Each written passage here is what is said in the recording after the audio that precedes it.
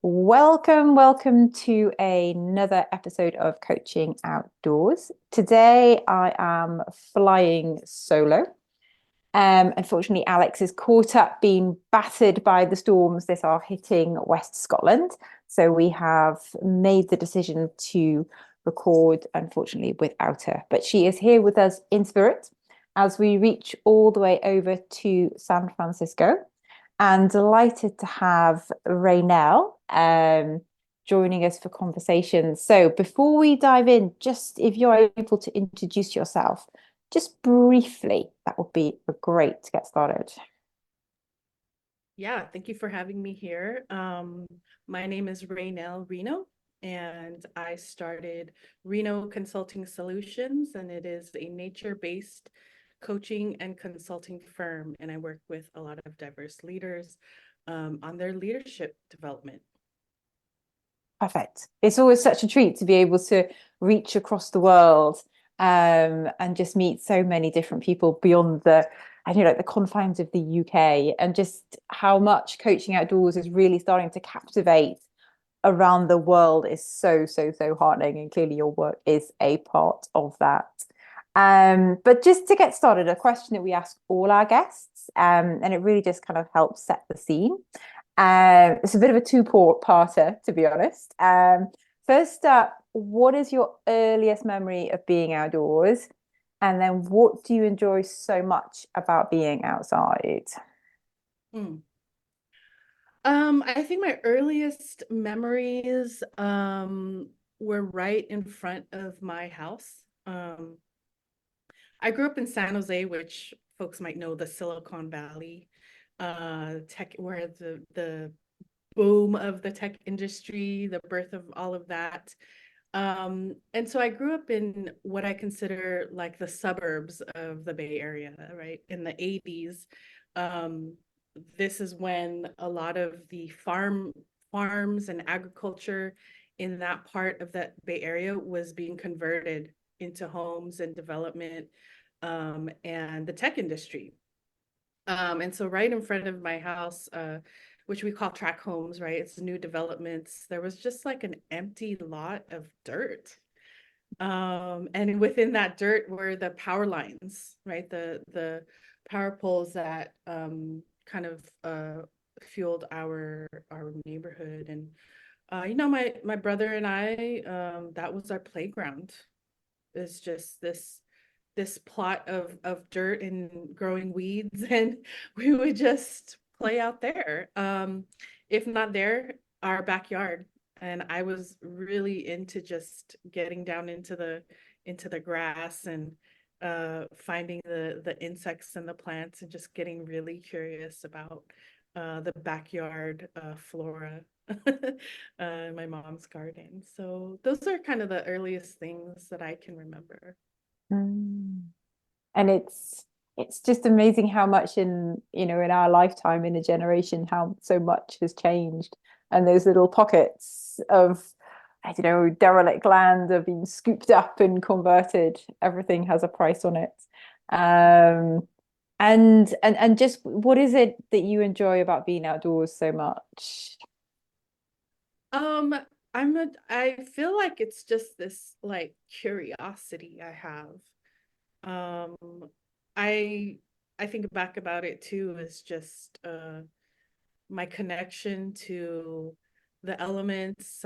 I know that it has a lot to do with um maybe my spiritual connection, my ancestral connection, and how my ancestors connected to the land. It's almost like it feels like home to me. And I think doing my own work and receiving my own coaching, I felt like it was a safe space for me to be outside. And this is kind of like where I discovered sort of like my inner child would go to nature every time things got hard or emotionally too much for me. It was outside that I kind of like lost myself into into the grass or the surroundings and didn't really have to deal with sort of like the human experience. Yeah. Oh, the human experience, the cultural and social constructs that we have created, that we are within this system. And just touching on what you said now, it would be just to kind of segue really nicely into, you know, your journey, your backstory, your pathway, and very much maybe dialing into kind of your history and your identity and how that has shaped your work. So I'm kind of conscious there's potentially a bit to unpack there. So wherever you feel drawn to start and go would be amazing. Yeah, I mean, I think identity is very key in how my whole practice is shaped and how I view our connection to nature. Being somebody who is a child of immigrants into America, my parents immigrated into the Bay Area separately in the late 70s. At that time, you know, the Philippines was going through sort of martial law with the Marcos regime, sort of like really forcing a lot of families to flee for safety. And um, that knowing that history is something that my parents never really talked about and kind of masked over this idea of like wanting to have a quote unquote better life in America for us, right? And so being Filipino, born here in America, in the society and environments that I was around, it wasn't so much taught to me like the context of that political migration.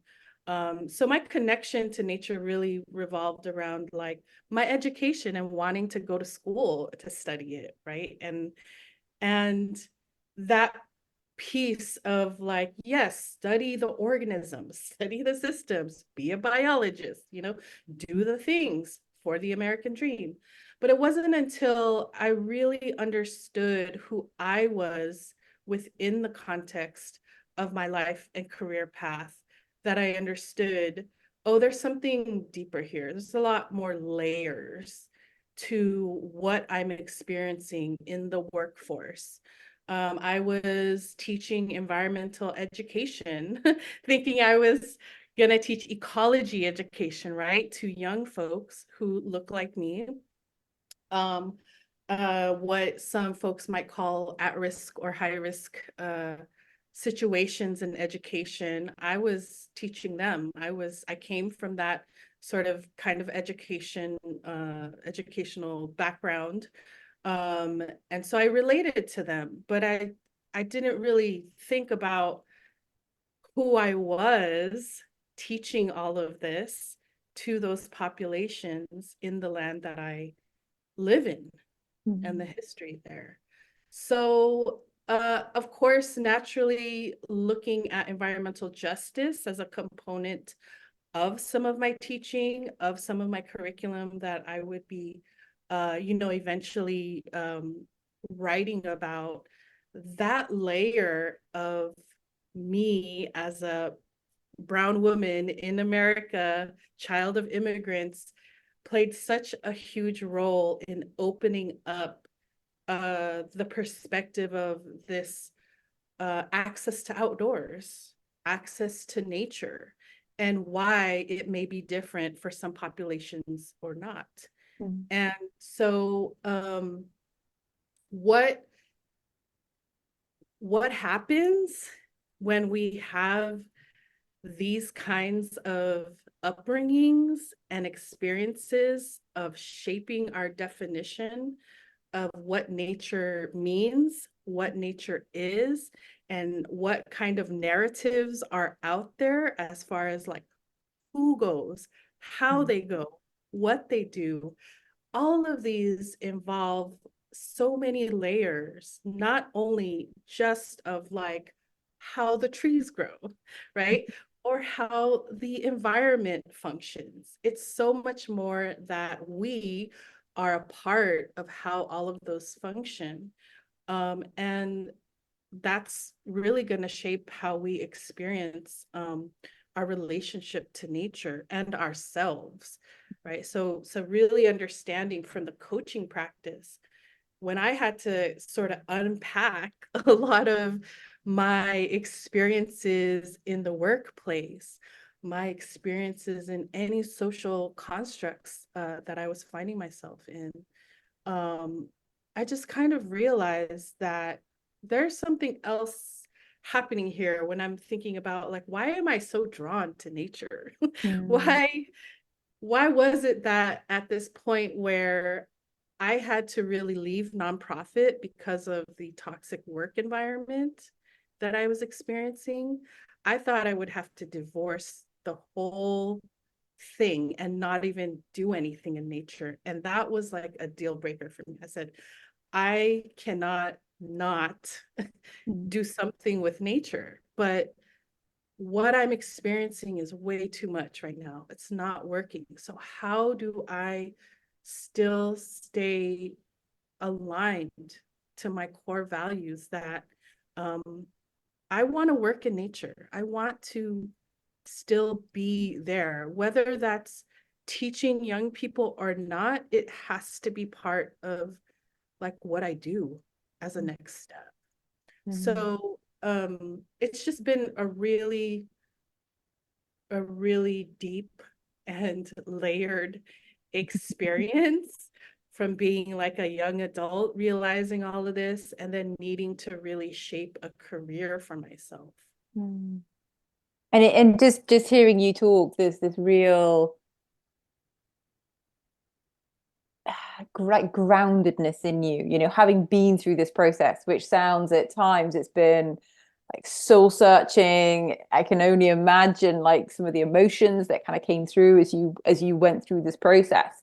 And it's almost sounds as if you started off quite heady, kind of really kind of wanting to know like the technical side of things, the intellectual, the rational, the logical, and then actually you've taken this deep dive much more into this spiritual place.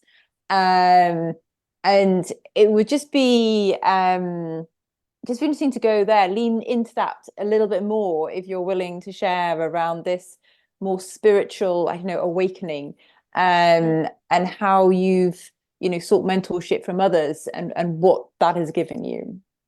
Mm.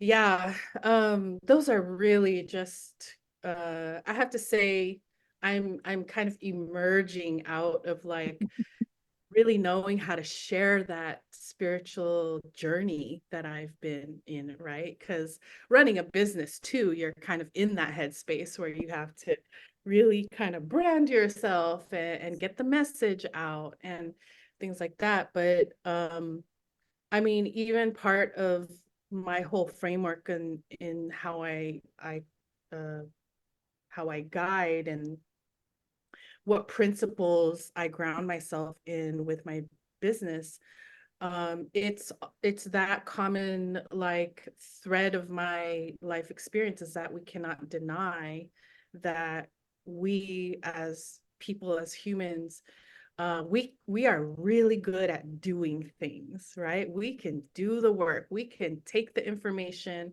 we can process it, we can take the tests. Um, but the human experience of what is happening when we're trying to achieve these goals, right? We're trying to get to a certain place.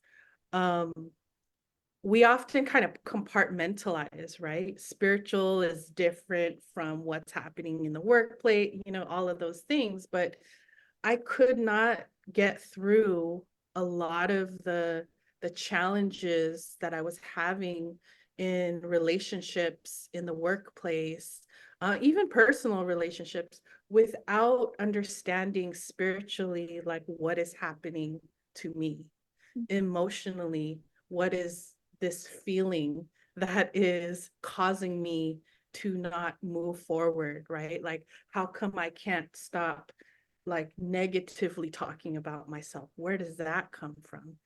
And so I really believe that when it comes down, and for me, when it came down to really not knowing how to move forward, I had to dig as deep as I could with spiritual connection to myself, which ultimately meant spiritual connection to my love of nature. And through these times where I was teaching young folks, I was in youth prisons. Now, that is really intense. There's a lot going on. And for somebody to come into institutions like that, to come into environments like that, of course, I'm not separate from some of those things that are happening to people inside those facilities. So of course, I went through therapy, right? I needed therapy. I needed to name some of the dynamics in the room, but I also knew that I was experiencing other things like having very intense lucid dreams. And these dreams felt so real and almost felt like I was being sent a message. Like I was being sent a scene to say, like, here's what you need to see about this. So a therapist to me was kind of limited in how I can get support with that. So I asked my therapist, what more can I explore? How much more can I dig into some of these parts of me? And she then referred me to a spiritual mentor and counselor that she had worked with. And my awakening really came with understanding like there is a significance to these dreams, especially if they're impacting me the way that they are. So let's dig into that. Let's explore and search that way. And so my mentor and spiritual counselor, Tereza Iniguez-Flores, is who I worked with directly, an elder in the San Francisco community. And she is a curandera, a traditional Southern and Central American healing practitioner. And she really worked with me to see a different perspective of the life situations, right? So going into spiritual practices and guidance through these dreams was like her interpretation of some of these dreams, because I would not have just one, they would be like many over a course of many years. I then learned how to work with what I later realized was a gift I had, in being able to communicate in those kinds of realms to help guide me through a lot of what I'm experiencing here, sort of on Earth, right? Yeah. So it just amplified some of these parts of me that, nobody taught me this in my family. Nobody told me that this was part of Filipino culture or traditional healing practices. Nobody said that to me. I had to really question a lot. I really had to dig into the history that I wasn't exposed to, and start also connecting with Filipino community or folks who kind of share ancestral lineage to understand, like, what did we do? Do I have those things? Have I been like given some of these abilities?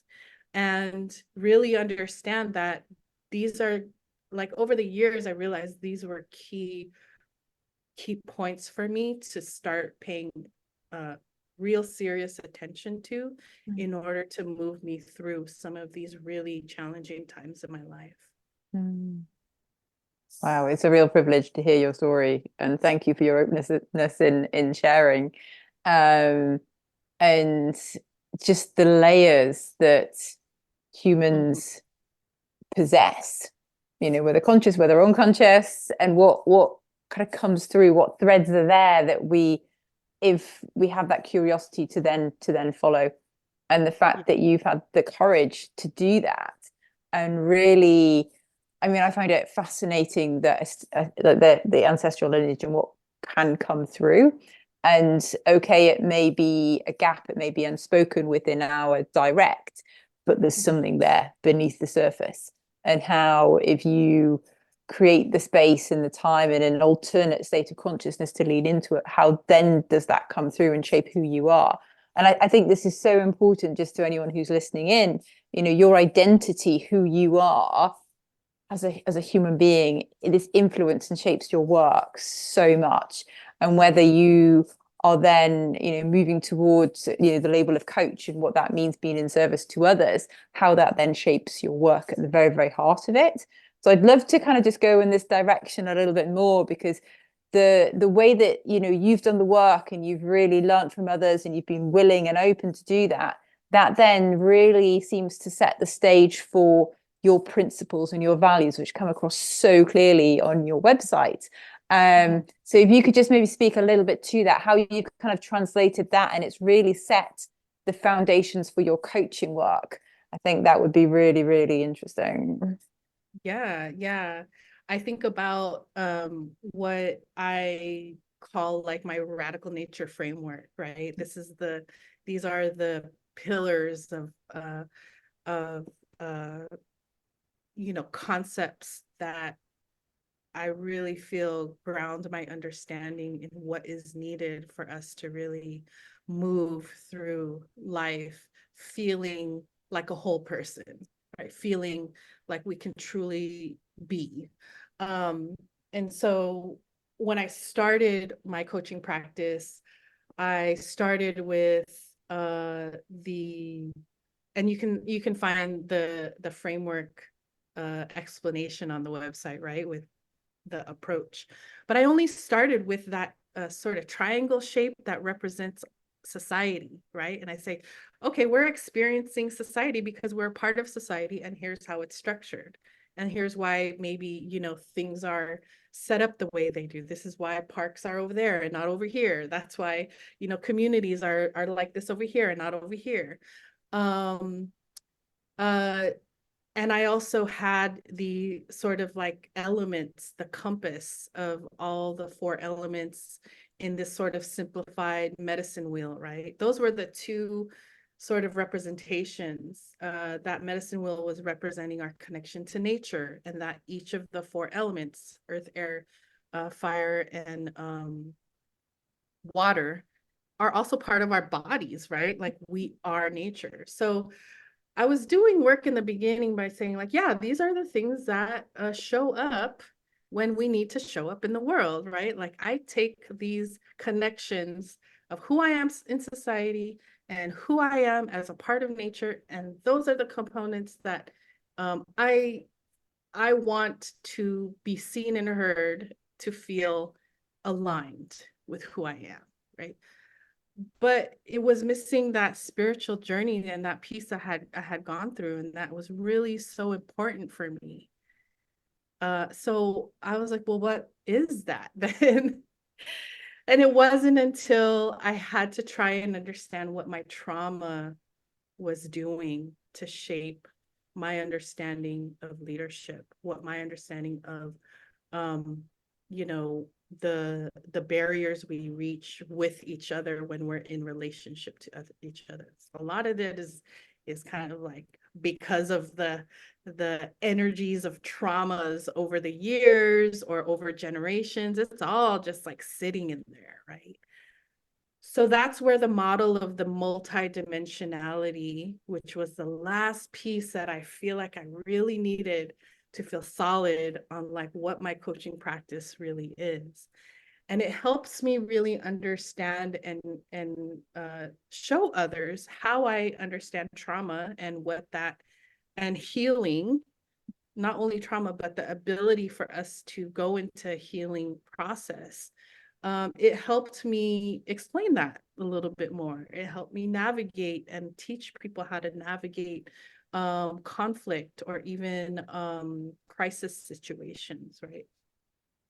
And it kind of like this, if you can see the diagram, it's like 5 dimensions of ourselves, right? And it goes anywhere from like the self and the body all the way to like who we are as a global people, to our planetary connection and connection to the quantum bigger realm of things. And it came to me that like these are the layers.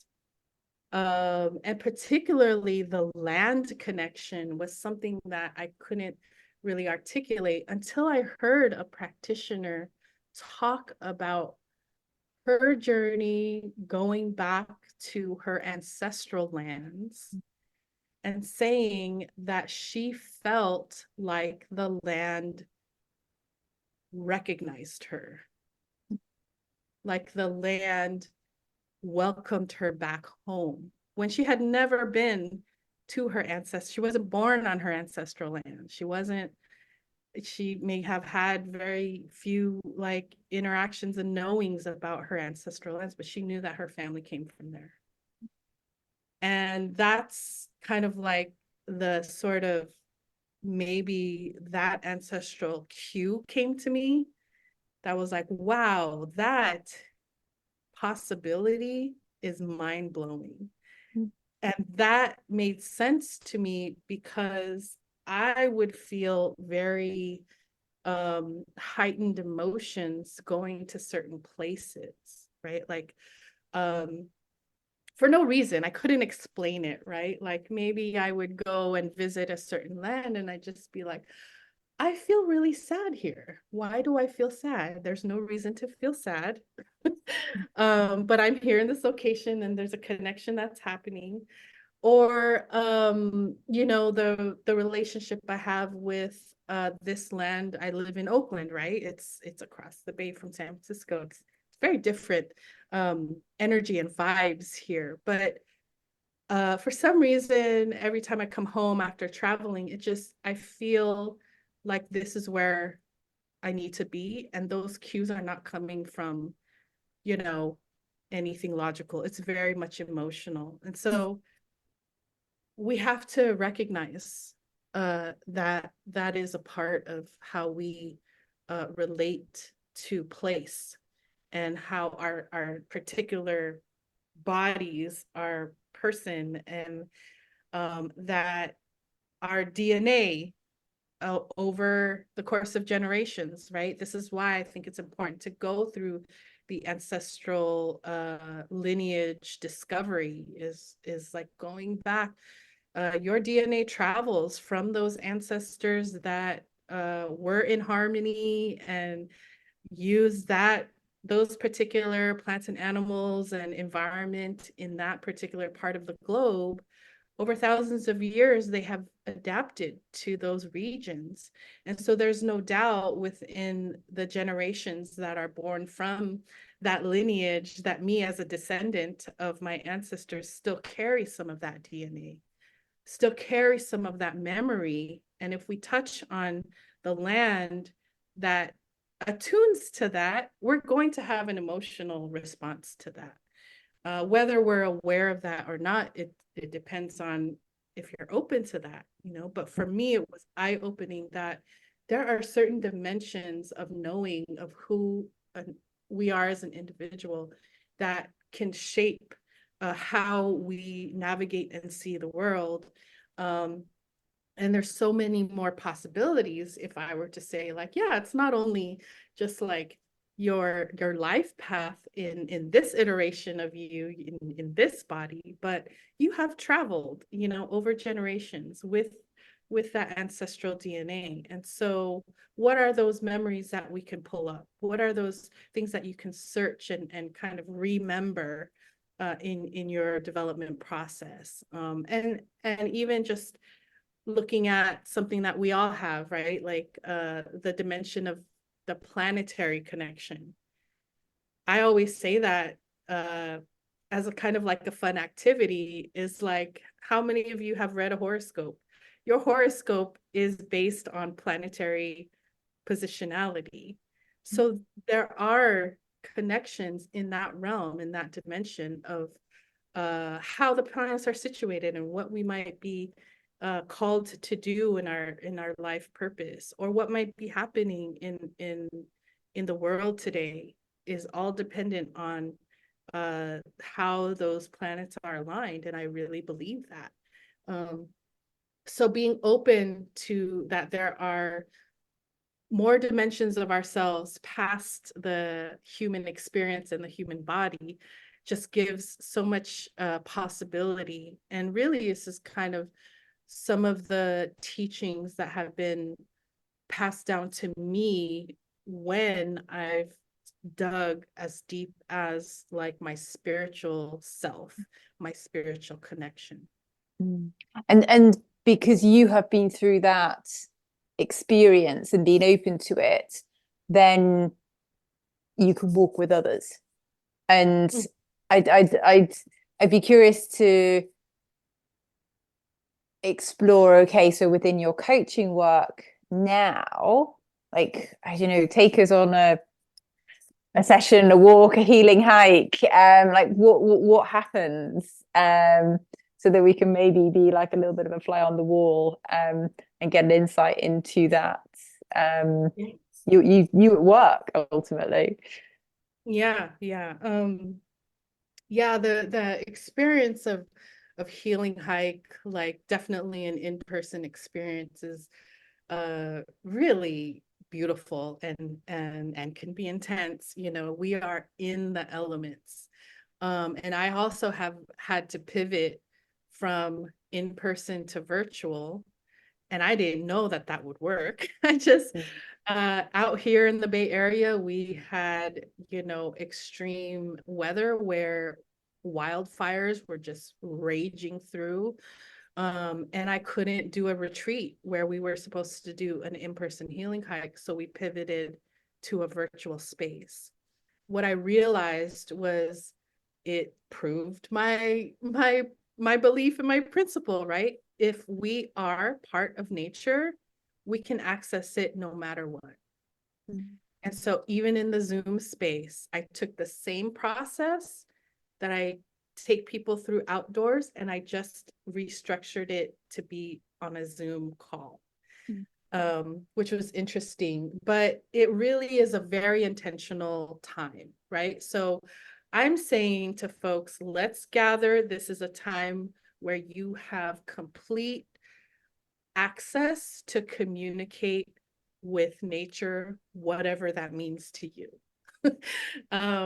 Because this is an ancestral thing we have. This is like, if we are part of nature, we can communicate with it. We can do whatever it is we need, right? So I take folks through a very intentional opening and sort of grounding into the space, into the land, just calming the mind down, right? We really need to get grounded into that place, into the earth. And I provide some opening and guidance and remembering of how the elements already live in our body. And that's kind of like the setting up of telling people, here's how we can communicate. All right. So usually nature isn't going to understand sort of your language, right? Like it doesn't really translate to you in an English word or whatever language you speak, but nature communicates through emotion. Nature communicates through symbolism and analogy and metaphor. So if you can find that intention, like, why do you want to do this healing hike? What do you need from nature? Get clear on what that question is or what that intention is, and pay attention to what emotion that is for you. And if it is a question of curiosity, we're actually looking for the metaphors along the walk, the symbolisms that show up. And if you can translate that into like that's what that means for my intention. I got it. Then you are communicating, right? If it brings up certain memories or triggers any sort of sensations that you need to guide you through this walk, you will receive it. And so this is why I really make it a point that nobody talks to each other on these hikes, that we have moments of pure and complete silence so that you can speak directly within to nature outside instead of having to manage a conversation with another person over here, right? So then let's make clear communication out there. And then once in a while, I'll check in with folks and say like, hey, this seems like a good point to like check in. What's coming up for you now? What are you receiving? How can I help support this journey? And going through that process is really, the more that I check in, the deeper the reflections can be. And then we close the journey by another intentional sort of thank you for allowing us, nature, to be here, and just making sure that the closure happens energetically and spiritually. And to mark that it is a very, very special time that I'm setting up for folks to be in direct communication with themselves and with nature. So that same process can happen, no matter where. It's just like, really, we don't really have opportunities to like walk in silence, and I often get very strange looks from other hikers seeing a group of like 10 or 15 people and nobody is saying a word. They're just walking. It's not normal, right? And I let people know that, this is your time to claim that. You are allowed to not talk. You are allowed to do that, when in society it's not very normal to do that, right? But it just proves to be such a magical time for people, something that's different. And yeah, I really feel like the writer, the journalist who wrote about one of my healing hikes, that article is also on my website. She really did a good job in kind of capturing what the experience was like for the group. So you can also read up on that to see what people experience when they go on a healing hike. Thank you for signposting that, and very much in the episode notes we will make sure that everything is kind of linked directly through, so listeners and watchers can go and do a little bit more research with that. So thank you for sharing about the healing hikes. Just curious about your I don't know, your work maybe one-on-one, how that then kind of complements what you do within your portfolio. Just to briefly touch on that. Yeah, you're talking about what different ways that I provide. Yeah, I mean, to be honest, it's like I do more one-to-one on Zooms than I do outdoor sessions. I made the group healing hikes private requests. They used to be public events that anybody can sign up for. But now I really want to focus on providing this very immersive, deep sort of healing experience for organizations and groups who are really ready to dive into that opening, because these can be like 4-hour outings and we don't even go past 2 miles. It's a very short but emotionally intense time. And people think that I hike every week or something, and it's like, no, I don't. I rarely go on hikes. But most of I would say half of how I coach, I'm really meeting with folks in the Zoom room, on the phone, because these are people working in nonprofits or corporate, and they need the hour with a coach. It's that I bring a lot of the framework and the principles within that session and make sure that sense of wholeness and multidimensionality, I can see that and I can guide through those connections to a person's sort of nature, so to speak, right? If folks work with me long term, and depending on the commitment they have with me, we may have a private one-to-one outdoor. But it all depends on, the scope of work that they sign on to with me, that we go out and have like a nature experience. And And with a lot of coaches, it's very much this, portfolio, how you manage your work, your offering, different services, business development, and just, for, someone who's maybe new to coaching outdoors or with nature and is coming into this space, how you set that up, how you design that, and then actually how it evolves. Because often what you may kind of set out to do, and then you kind of take it to market, so to speak, and actually what you realize is that there needs to be some changes. So yeah, just thank you for sharing about your decision instead of public events to go private. And the market is constantly changing, and actually as coaches, how do we respond to that, and actually how do we be true to ourselves at the core of it, which I think you've really, really beautifully described. Okay, I may not be in nature, and I'm pulling from that actually into the virtual space. And online virtual coaching is something that we've had conversations with in previous episodes. And with virtual reality and what is possible in the future, it is 5 to 10 years time. Let's go there. But I am conscious of time. I could have a barrel load more questions, but just really, really mindful.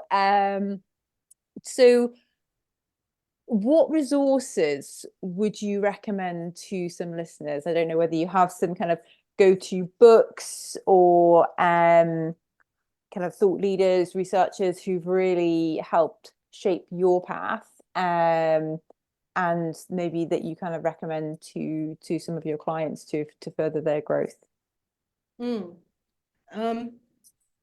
Yeah,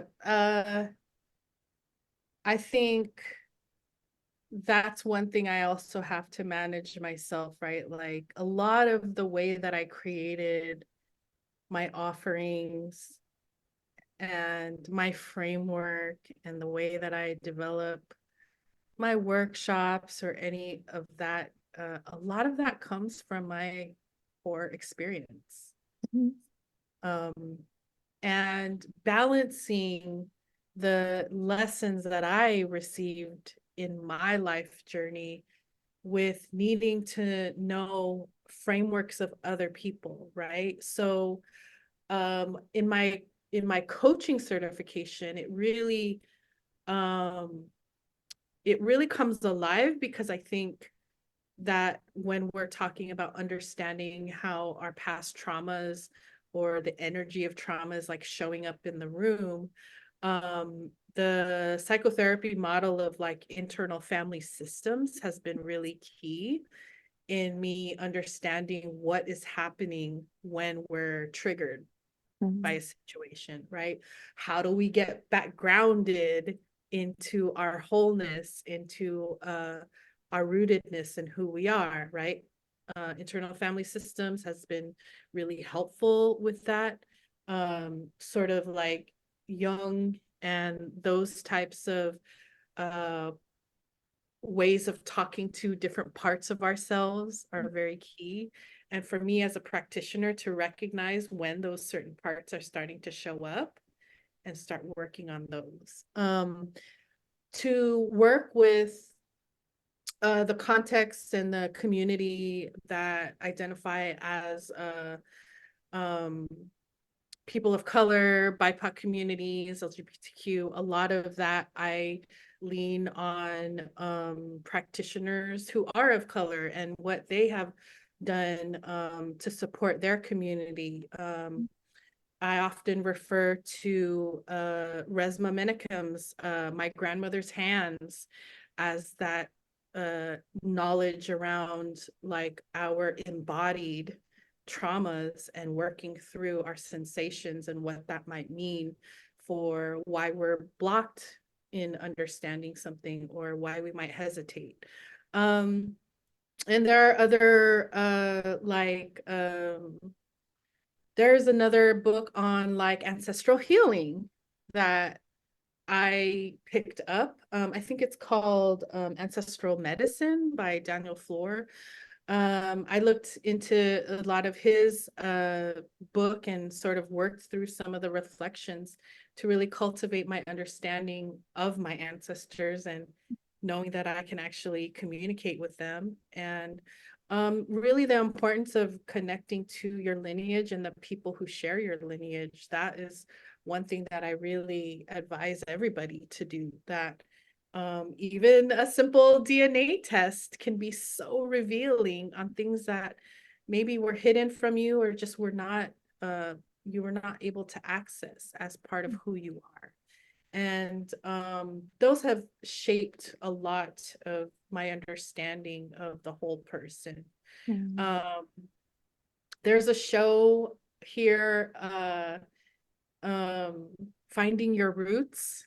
If you watch episodes of that, people are like finding out who their ancestors were and what jobs they had, what kind of life they, it's so fascinating, right? And to know that those are the layers that also play such an important impact on how we show up today in the world. That in itself, I think, is healing.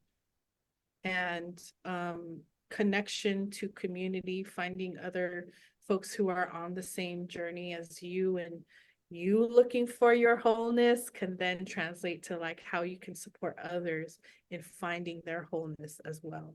So there are, you know, a few other books and things like that, but I do highly encourage the individual to utilize their own search within themselves as that you know, reference point for going out there and crafting what they understand to be their gifts. So eloquently said. Thank you.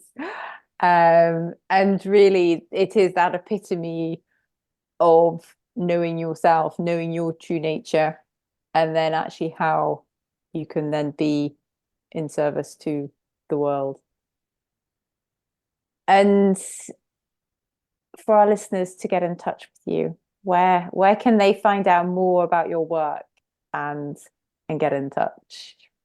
Yeah, I think the website is the main thing. I do enjoy sometimes the Instagram space, and I'll post there sometimes with opportunities that are coming up, or some of the teachings that come to me around my practice in nature. You'll see who goes on healing hikes with me. Signing up for my newsletter is a good way of just getting information that's not out in social media and opportunities to work with me. Um, I give first dibs to those folks who are on the email list.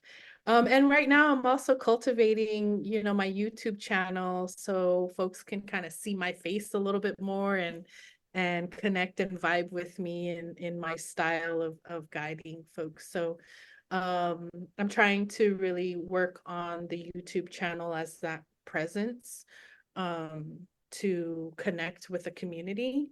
And you know, a lot of my trainings, I lean towards my online school. If you want to commit to something that is sort of like long-term, or you know, these workshops that I might do in person, I can do them on my online school in the virtual space. So I would say sign up for my newsletter would be the best thing if any of this has inspired folks, that I love to communicate with my community through that and offer the latest what's going on with me through that newsletter. Perfect. Thank you. And we will very make sure that all the links are on your page on the website for the Coaching Outdoors podcast. Yeah. Well, thank you so much. It's been an absolute pleasure to get an insight into your story, into your work, into how you show up in the world. And I really think this piece around ancestral lineage and who we are and how we connect to the land is something that's gaining more attention. I know particularly within like the southwest bits of England, the kind of going back pre-Christianity, pre-pagan to the Celts, and you know the history. When you kind of start to unpick some of the myths and the legends and what really was happening on the land is fascinating. So thank you for your time. Yeah, thank you for having me. It's been a pleasure, and I really enjoyed the conversation.